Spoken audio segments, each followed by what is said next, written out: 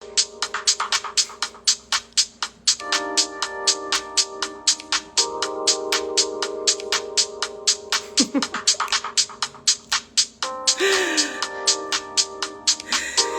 Friday, happy post-Thanksgiving, happy everything. This is not one of my formal dannIGeeLives, but I definitely wanted to pop in today and, give a little thanks.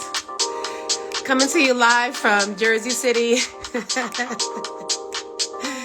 this is a little different one for me.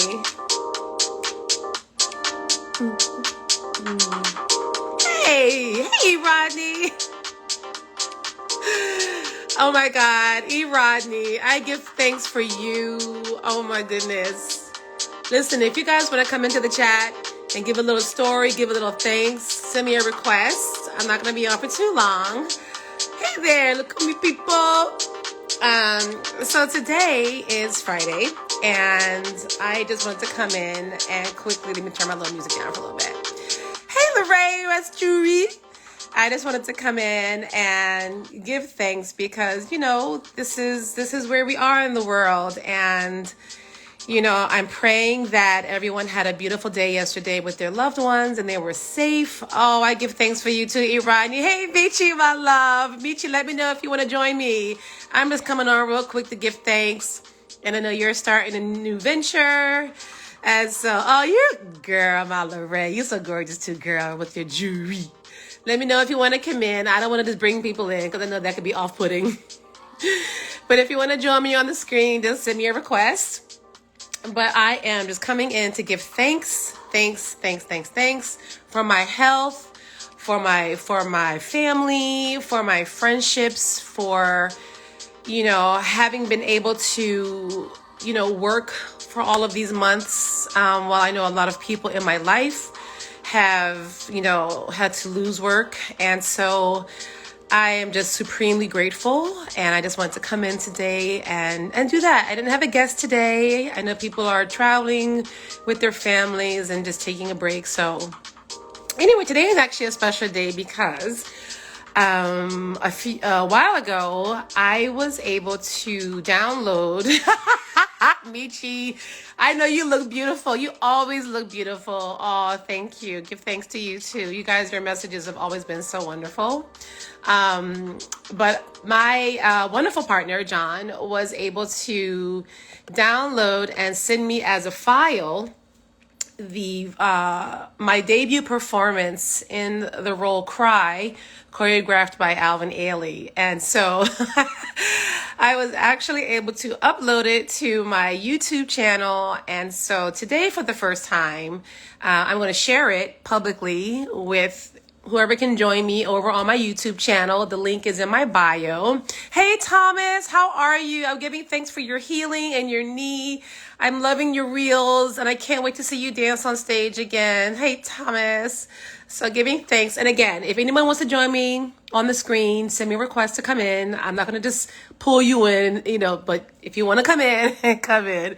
But in any case, so today at 6 o'clock, I am for the first time premiering a video on my YouTube channel, and I'm super excited and I'm super nervous. It's like I'm not even performing, but I'm really nervous. And if you're gonna join me over there at 6, just know that this was filmed in the back of the theater with one camera, and you really can't see my face, which is fine, but you will be able to see my body movement. And as a lot of you know, with dance, I am big on torso. And so it was my debut performance in Germany in 1996, almost to the day, like late November, like where we are now. And it was at the end of that tour, actually the last night of the tour. So I was exhausted from the tour. And just a little inside knowledge, I was already injured. And so, it took a lot for me to get it together and get back on that tour and to debut Cry. And as most of you know, Cry is the work that Alvin Ailey created as a present for his mother. and it was dedicated to all Black women everywhere, especially our mothers. And it's a 16 and change minute solo that I was favored and honored and blessed to be asked to perform by Miss Jamison herself. So yes, so what I'm saying is I was able to download it onto my computer and figured out how to upload it to I'm still learning these things, kids, this digital world that we're in, and upload it to my YouTube channel. And I don't know if YouTube is going to come after me, and I don't know if Ailey is going to come after me. So I just felt like I've been talking about this forever, and I think the solo is an amazing tour de force for any woman that is lucky enough to be asked to do it. And I'm so excited to be able to share this with you guys today. And I hope you can join me at my YouTube channel. The link is in my bio, but if you don't see it, it's dannIGeeTV. And I'm hoping all goes well, that right at 6, it will publish and you'll be able to see it. And so what else can I tell you about it? So I learned it this summer of 1996. Miss Jamison asked me to perform it, and I was coached by Nasha Thomas and Renee Robinson, beautiful women in the company that were dancing the role. Oh, I love your mom, Michi. Oh, yay, Michi. Yeah, she'll be there. I'll be live in the chat room. So if you guys have any questions during the 16-minute presentation, feel free to ask me. And yeah, so it was my first time doing it in Bremen, Germany. And the entire company, so just a little backstory while you're watching it, the entire company was in the wings watching me perform Cry. And I was really great friends with one of my fellow Philadelphians, Vikia Lambert, and it's because I knew her voice so well, I could hear her crying in the wings while I was dancing. But so just really excited to share that with you guys. And what you'll notice is in between sections, there's 3 sections to the ballet. There's an opening section with music by Alice Coltrane. The second section is Laura Nero. And the third section is the Jubilee Singers, Right On Be Free. And in between sections, you'll notice that there's no applause. And quite frankly, I felt that was the highest honor that the audience could give me, was to not applaud in between sections. But it also meant, and it's a little, it also meant that I had their attention and they were invested in the moment. And so you'll notice in between the sections, hey, Muadi, thank you for joining today. This is an informal live. And if you want to join me on the screen, feel free to send me a request. So there's no applause in between the 2 sections. And so, yeah, it was an amazing moment that the audience was that invested and they were respectful and they were just waiting for the next section to begin. And to me, I've always felt like the better moments of Cry is when there's complete silence, which means the audience is right there with you in your emotions and just waiting for you to come to the climax of the piece, which is the last section. And honestly, by that last section, you are so exhausted, and having the entire family of my Ailey company members in the wings pushing and shouting for me and just pumping me on was something I will never forget. And what you'll also see at the end, hey, Darren Ross. Oh, I'm so sorry we didn't get to work together this summer, but we will. Thank 2021. I got hope. Also, what you'll see at the end is the curtain call. And whenever a woman does Cry, she gets a huge bouquet of flowers, which is always beautiful. And that particular performance, my boyfriend at the time, Chris, give him a shout out, he flew all the way to Germany to be in the audience for me for my debut. And so, unbeknownst to me, they asked him before the show to be the one to deliver the flowers on stage. And so that's also a wonderful moment. He's the one that walked them on. And then I do several curtain calls, and the audience was amazing. It was a standing ovation. It went better than I could have ever dreamed. And the curtains closed. But what you won't see, which is so amazing to me, especially as it was my first time doing the dance, is that the audience did not want to leave. And the entire company rushed on stage, when I was finished and the curtain finally came in and they were hugging me, they're congratulating me, I'm boo-hooing, and the audience was still clapping and pounding the stage. So in Europe, they do this thing where they, it's that rhythmic like stomping, and they would not leave. So the company manager of Ailey at that time had to clear the stage.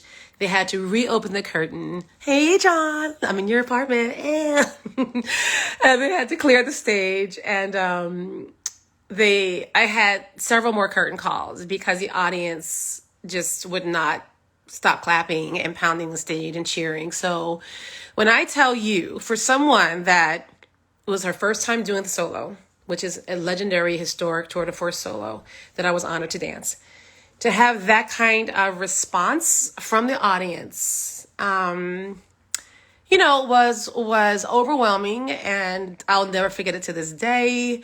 And, most of you who know me personally know that, hi, Megan Williams. I'm just telling my little backstory, all cry, that I'm about to share on my YouTube page at 6:00. Most of you know that my career ended with injury. And so I was able to dance cry 2 more times at City Center in New York. And then I subsequently had to retire from the company. So I gotta say, for the fact that I only got a chance to do cry 3 times, 3 whole times. First of all, I was happy to do it. And at least I got to do it at all. I mean, that's the brilliant thing. So just very grateful for that opportunity, and to have this documentation that I'm about to share at 6:00 is such, thank you, Michi. I'm going to bring you in, girl. I don't care if you look crazy.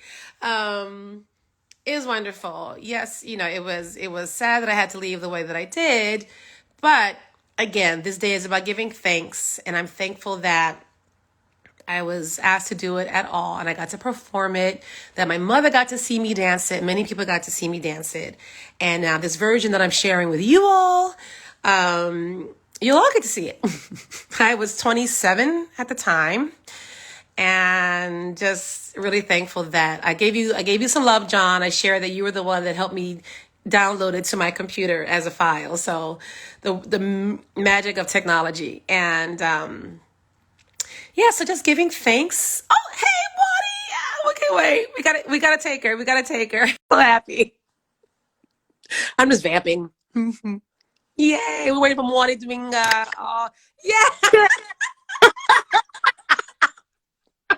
Look, my eyebrows look a mess because I have not been to get them done since quarantine started. So please, no, come from the brain. You look beautiful. Listen, I'm hanging on to this. So my hair, it looks shredded. My hair is a mess. I haven't had my eyebrows done. Who cares? We are alive in the middle of a pandemic, and that's all that matters. First, I've got to say that these conversations that you've been having have helped me get through this pandemic. Danny, girl, I'm telling you. Seriously, just to be able to hear the history of dance, hear artists that I really, really respect and admire, hear about artistry, hear about training, hear about integrity in the art form. I'm going down memory lane with the dancers, and then seeing all the superstars in the chat. It just really makes my Fridays. So I really want to think about, seriously, it's been awesome. And the Kiki's have been amazing. But I do have a question. Yeah. So I've been Googling on you. That's the wrong verb. YouTubing, searching on YouTube, because I've been wanting to see you perform. And I saw a couple of clips from the Phil Donahue show when you were on there with all of them.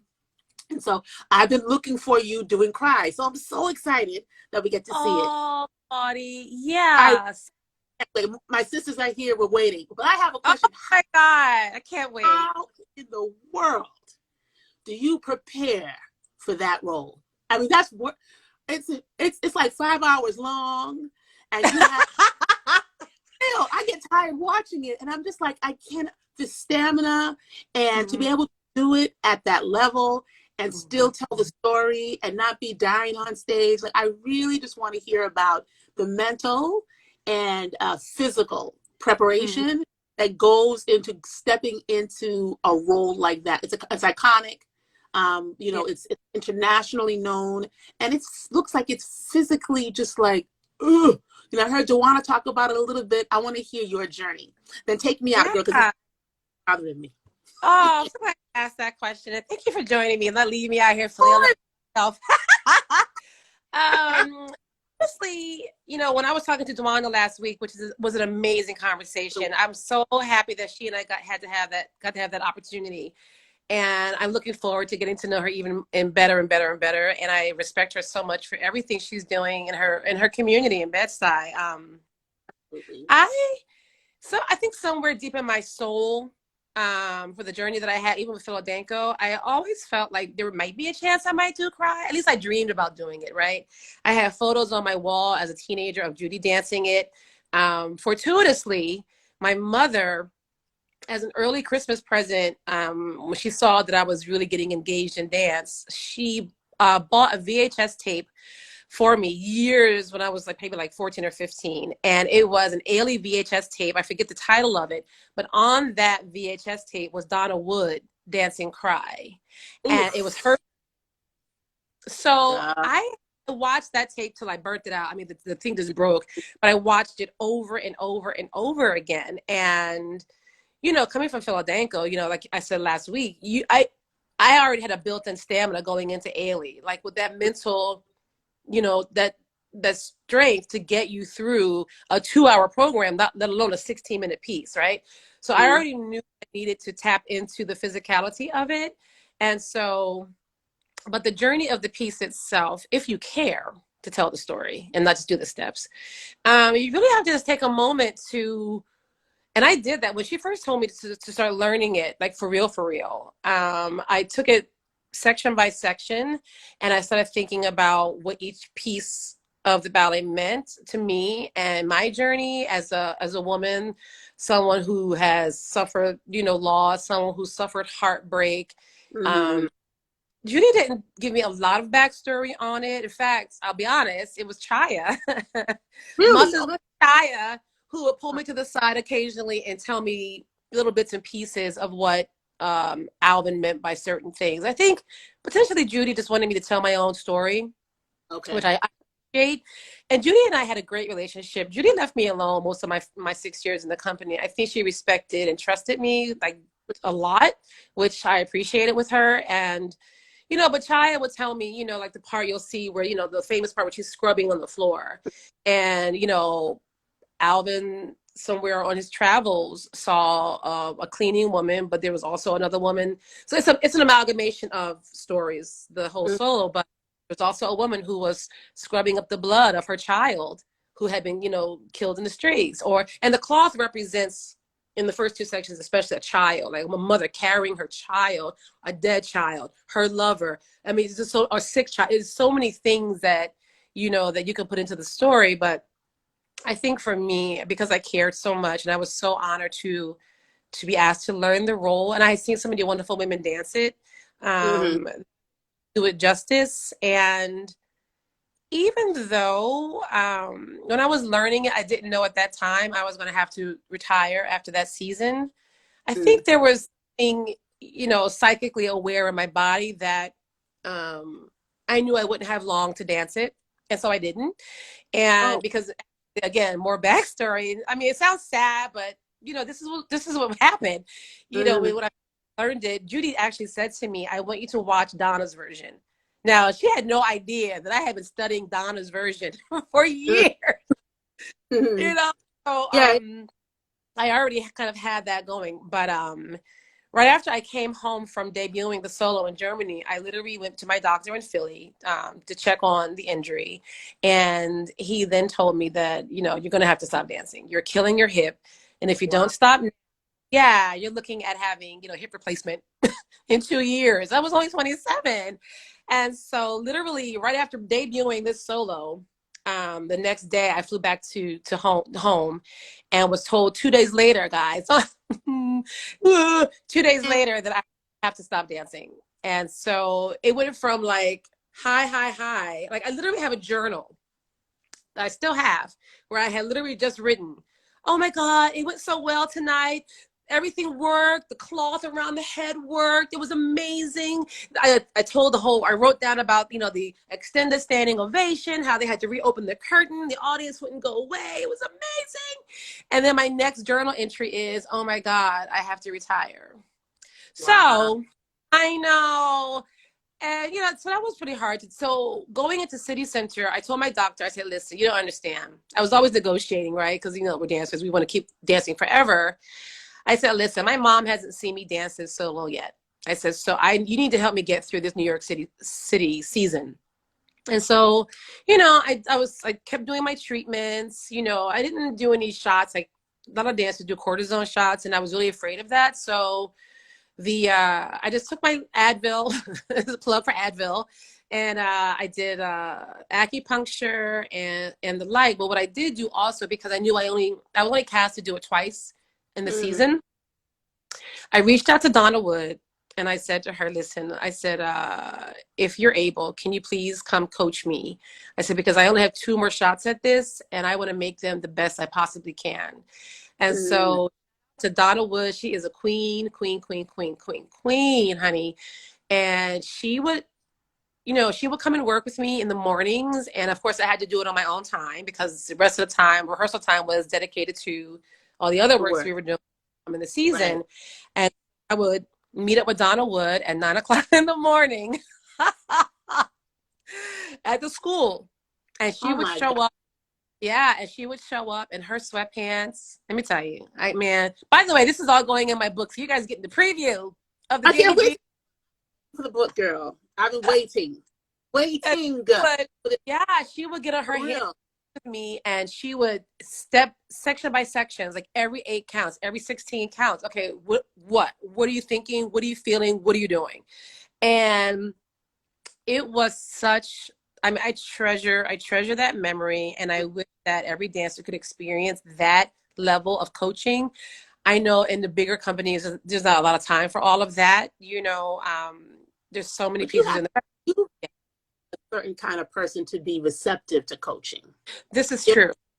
And I think that she was probably, I don't know her, I've seen her perform obviously, but I think that, one of the reasons why you've been able to achieve that level of mastery is to be open to receiving coaching from people that came before, right? And one of the things that I notice in the dance world in general, which is why I appreciate these conversations you've been having, is that I think that's what's missing. The fact that you sought to reach out to somebody in the Ailey lineage who did the role, to get that information, to get that detail, because you wanted to bring, of course, your own voice to it, but that level of mastery. And I think it says a lot about not just the coach, but the person who's asking for the coaching. And that's successful, Yeah, so I think that's absolutely. I mean, I love coaching. I love seeing, current generations do work that I've danced, and I'm always available. I'm just putting that out there, kids. I'm always available. But you do want to see the work, especially important legacy works. You want to see that they're getting the true, essence of the movements and the stories. I mean, make up your own stories. We talk about this all the time. Just don't throw that leg up. Like, have something going on with that leg. And when I think of feet, especially in hands, I think about Sarita Allen, because your toes can tell a story. Honey, Sarita, they're national. I swear. And with Sarita, storyteller. Yeah, she's a storyteller. And sometimes Sarita and all of the people you've had as guests, the story is just sometimes in the look or the way they turn their head. It can be so subtle, but there's so much behind it. And, you talk, I on the other side of this phone, just hollering and squealing when you all talk about the nuance. I'm going to be politically correct. The nuances, right? Of get the leg up, but how'd you get it up there? What does it look like when it's up there? What are you doing with it? Are you telling a story? Are you just doing parlor tricks? Yeah.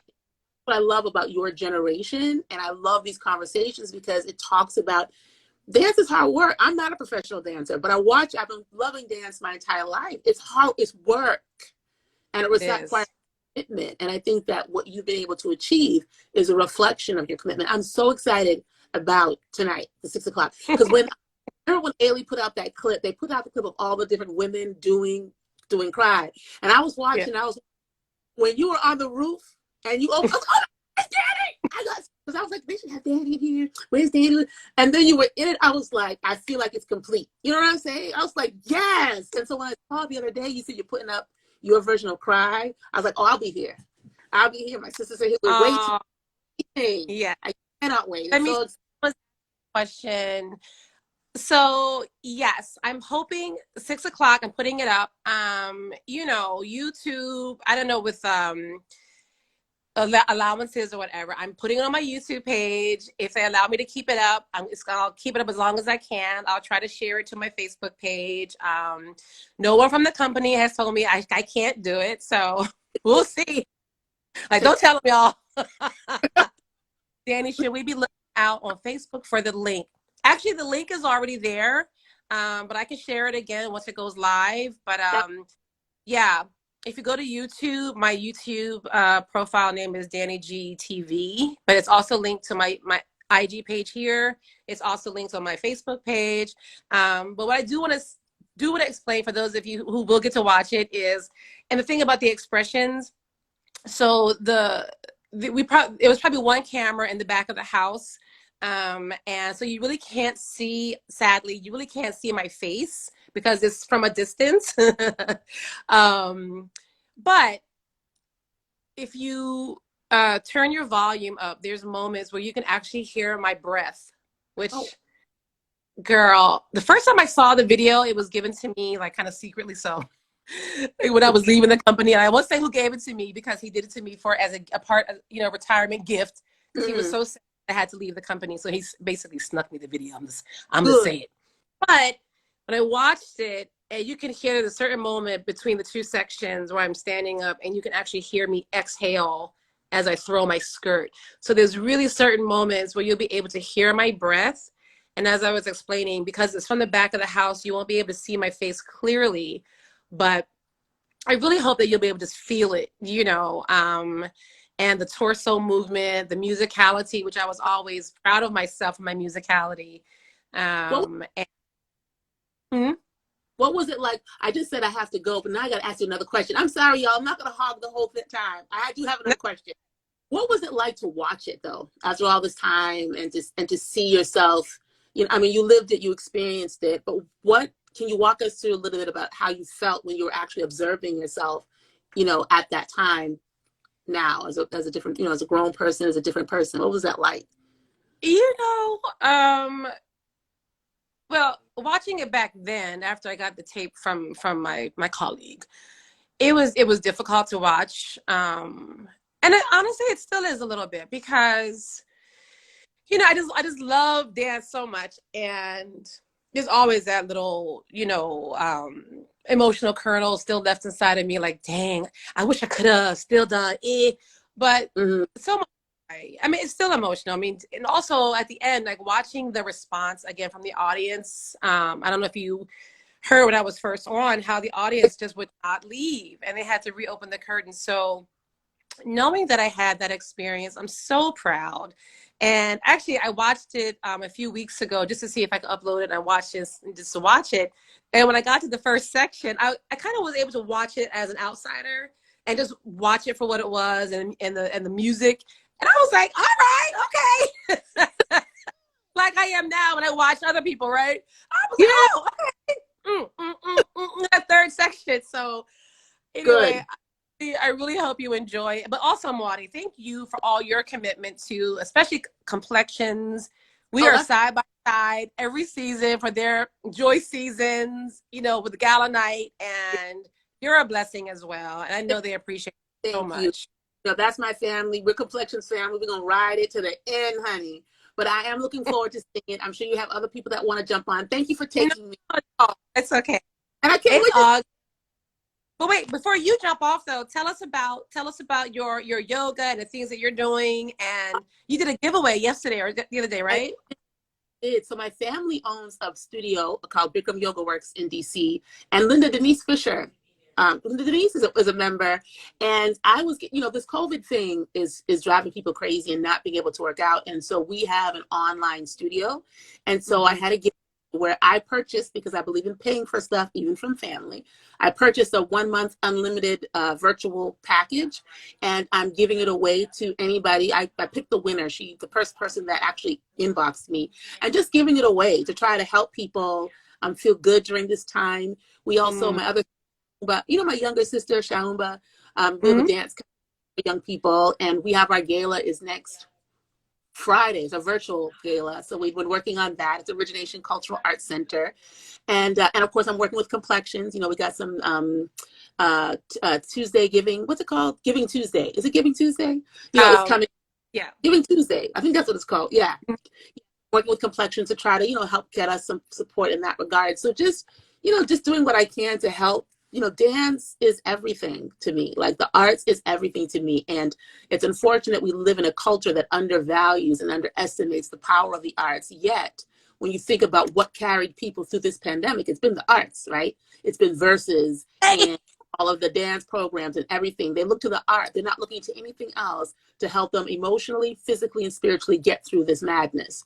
So my goal for myself is, wherever possible, which is why I'm on this, every Friday I'm here with you, because it lifts me, and so just, working with Complexions, working with Originations, our yoga studio, and just, doing this, a small contribution to help us, particularly our people, hold on to our mental health, because, there have been targets. Black and brown folks, we have targets on our backs. We always have. It just feels different. It feels more intense now. And so I feel that our mental health needs a lot more attention now. So that's where the yoga comes in. That's where the dance and arts come in. So that's what I'm up to. Thanks for asking. I appreciate it. Of course. Please send me anything that I can share with platforms now. I'm trying to, up my brand. I see. And I saw TV. You have a TV profile too. I said, Danny's stepping it all the way up. Gotta watch out now. I have to ride with you as you continue to rise, because they say a rising tide raises all boats. So I'm happy to ride your wave to the top here. You're doing great work, and we really appreciate it. Thank you. Yeah, share with me anything that I can share. And one of my friends here just said DJs as well. And in fact, I'll let you go, because I want to bounce to make sure I'm all set up properly. But absolutely. I'm not friends with him on Facebook or anything, but every so often I check my other email on Facebook, because sometimes it's like spam, I guess. Yeah. And sent me a message from Tokyo and said, were you the person that produced the Lift Every Voice video for Summer Stage? And that's the video with Desmond Richardson, Campbell from Ailey, and Angie Swan from American Utopia. And I was like, yes. And he said to me, that has been my favorite video of this pandemic. Wow. So I quoted it on my page, because that just made me feel so, because you don't know if what you're doing is touching people. You're hoping you're keeping them uplifted, and I'm trying to stay uplifted. Like, these uplift me. It's about my own mental health too. But anyway, that was a message to get. That was a beautiful film. It was beautiful, and I watched it several times. So during Black History Month. So we're going to start rerunning some things in 2021, just to reshare with added a little additional new content for Summer Stage. So be on the lookout for that. And also, next Friday, I'm actually interviewing Lenny Meek. So you got all the people popping through. That's what I love That's why I love this show. You got, and I'll be right here. Yeah, it's gonna be good. And it might be at 6:00. He has some work, so I might have to do it at 6:00 instead. But anyway, I'll keep you guys posted. Okay. Muadi, thank you for jumping in with me. I'm actually gonna jump off too, because I want to get set up. Guys, please join me over on my YouTube page, dannIGeeLive, to see Cry. It's gonna be fun. Congratulations. Okay. Bye. All right, bye. Bye. So thank you guys. Oh my God, this was amazing. Thank you guys for joining in. I think I'm frozen a little bit, but I'm about to pop over to my own YouTube page. Hey guys, I'll wave you guys really quickly. And I am out. So I'll see you over on YouTube. I think I'm frozen. I think I'm not. Anyway, I'll see you over on my YouTube page in about 10 minutes. And I'm really nervous. I'm really excited. And I will be in the chat room. And if you miss it or you can't watch at 6, hopefully I'll be able to keep it up on my page for a little while. So see you over there. Enjoy it. It meant the world to me. It was my very first one ever. And anyway, it was important.